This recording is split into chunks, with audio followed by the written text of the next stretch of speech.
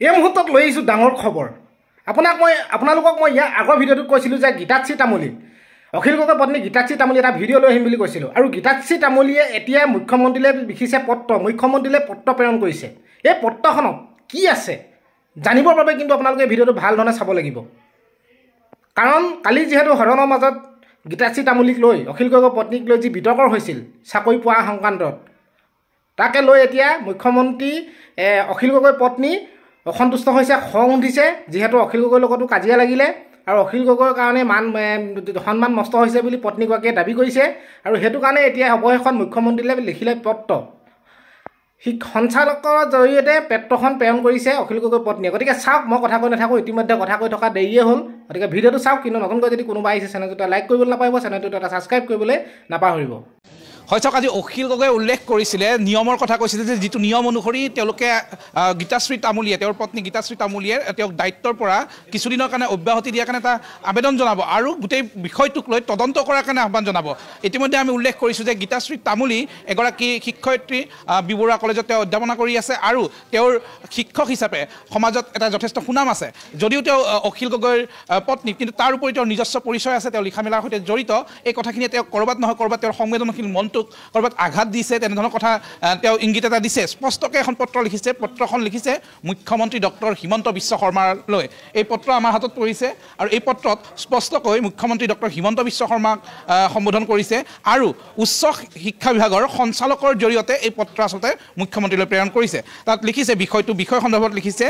মই সম্পূৰ্ণ যিখন পত্ৰ সেই পত্ৰখন পঢ়ি দিব বিচাৰিছোঁ। গীতাশ্ৰী তামুলীৰ যিখন পত্ৰ লিখিছে মুখ্যমন্ত্ৰীলৈ, তাত কি আছে মই সমগ্ৰ পত্ৰখন পঢ়ি দিব বিচাৰিছোঁ।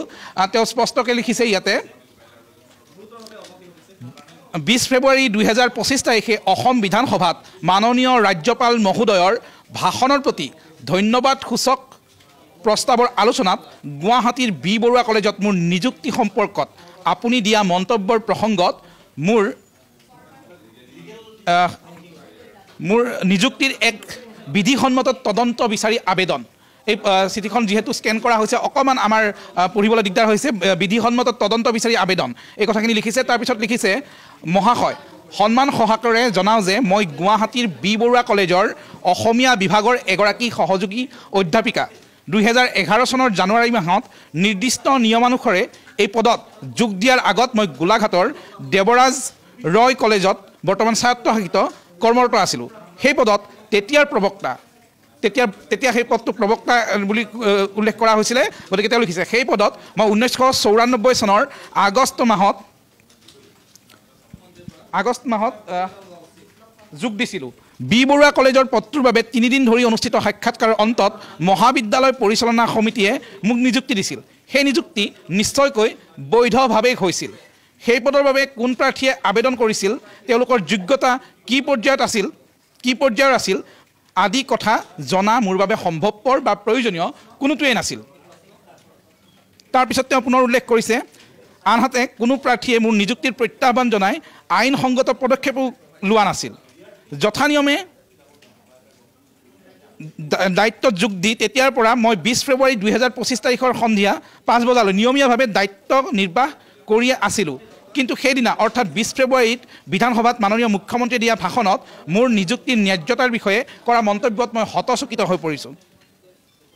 নীতিনিষ্ঠ জীৱন কটাব বিচৰা আৰু মনে প্ৰাণে শিক্ষকতাৰ বাবে উৎসৰ্গিত এগৰাকী ব্যক্তিৰ বাবে এনে অপমানৰ বোজা সহি থকা সম্ভৱ নহয়। মই পুনৰ দোহাৰিছোঁ, তেওঁ লিখিছে, নীতিনিষ্ঠ জীৱন কটাব বিচৰা আৰু মনে প্ৰাণে শিক্ষকতাৰ বাবে উৎসৰ্গিত এগৰাকী ব্যক্তিৰ বাবে এনে অপমানৰ বোজা সহি থকা সম্ভৱ নহয়। সেয়ে এই পত্ৰৰ জৰিয়তে মোৰ নিযুক্তি প্ৰক্ৰিয়াত কিবা অবিহিত বা অসাধু কাৰ্য জড়িত থাকিলে তাৰ এক উপযুক্ত তদন্ত কৰাবলৈ মই আপোনাক অনুৰোধ জনাওঁ। তদন্তৰ অন্তত অহা যিকোনো ন্যায়সংগত সিদ্ধান্তকে মই গ্ৰহণ কৰিম। তেওঁ স্পষ্টকৈ এই পত্ৰত লিখিছে যে তদন্তৰ অন্তত যি সিদ্ধান্ত হ'ব সেই সিদ্ধান্ত তেওঁ গ্ৰহণ কৰিব। তদুপৰি বিধি সাপেক্ষ হ'লে আৰু চৰকাৰৰ অনুমতি লাভ কৰিলে তদন্ত সম্পূৰ্ণ নোহোৱা পৰ্যন্ত মই কলেজৰ নিয়মীয়া দায়িত্ব পালনৰ পৰা বিৰত থাকিব বিচাৰোঁ। যিহেতু তেওঁ কৰ্মৰত হৈ আছে কলেজখনত, যিহেতু তেওঁৰ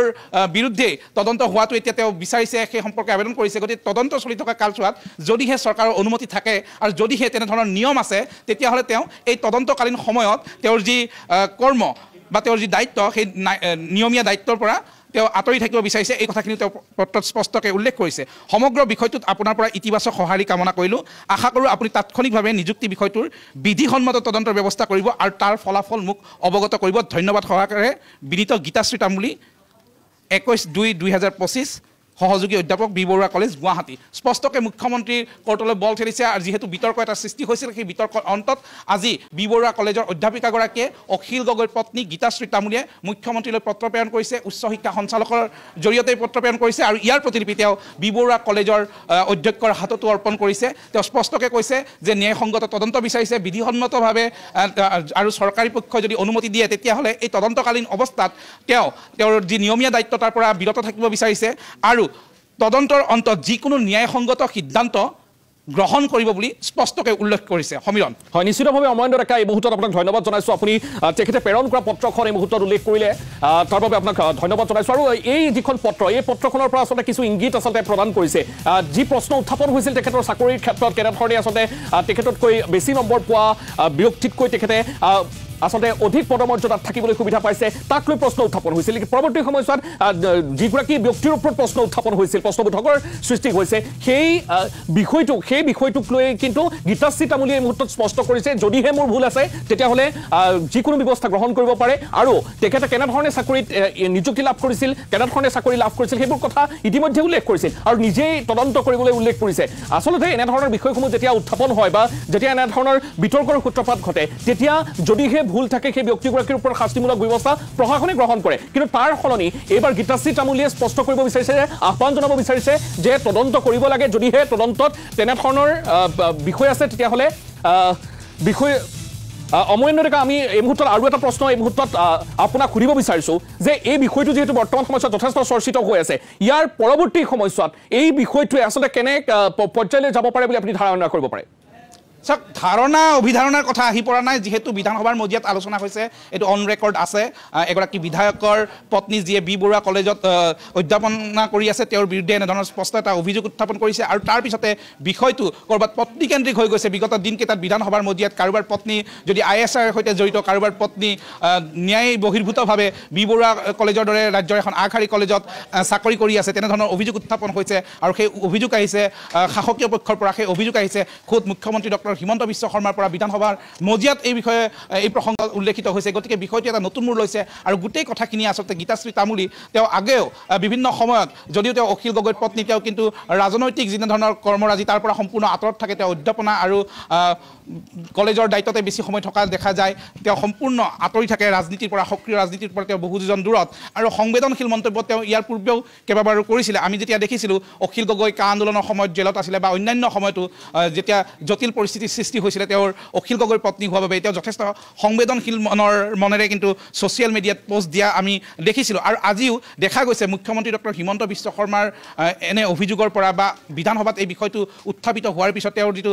চেঞ্চিটিভ মন তাত হয়তো ক'ৰবাত ক্ৰিয়া কৰিছে আৰু সেইবাবে তেওঁ স্পষ্টকৈ এটা কথা উল্লেখ কৰিছে যে নীতিনিষ্ঠ জীৱন কটোৱা আৰু মনে প্ৰাণে শিক্ষকতাৰ বাবে উৎসৰ্গিত এগৰাকী ব্যক্তিৰ বাবে এনে অপমানৰ বোজা সহি থকা সম্ভৱ নহয় সেয়ে এই পত্ৰৰ জৰিয়তে মোৰ নিযুক্তি প্ৰক্ৰিয়াত কিবা অবিহিত আৰু অসাধু কাৰ্য জড়িত থাকিলে তাৰে উপযুক্ত তদন্ত কৰাবলৈ আপোনাক অনুৰোধ জনাওঁ হয়তো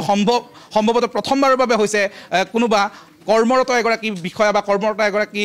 যিকোনো পৰ্যায়ৰ কৰ্মচাৰীয়ে নিজৰ নিযুক্তিৰ বিৰুদ্ধে তদন্ত কৰিবলৈ মুখ্যমন্ত্ৰীলৈ পত্ৰ প্ৰেৰণ কৰিছে বিভাগীয় কৰ্তৃপক্ষৰ জৰিয়তে মুখ্যমন্ত্ৰীক পত্ৰ প্ৰেৰণ কৰিছে যে মোৰ নিযুক্তিত কিবা অবৈধ বা নীতি বহিৰ্ভূত কাৰ্য জড়িত হৈ আছে নেকি আপোনালোকে তদন্ত কৰক আৰু এই তদন্তৰ ফলাফল সিদ্ধান্ত মোক জনাওক আৰু সেই সিদ্ধান্ত যদি ন্যায়সংগত সিদ্ধান্ত হয় মই গ্ৰহণ কৰিবৰ কাৰণে প্ৰস্তুত আছোঁ হয়তো প্ৰথমবাৰৰ কাৰণে অসমৰ ইতিহাসত এনেধৰণৰ ঘটনা সংঘটিত হৈছে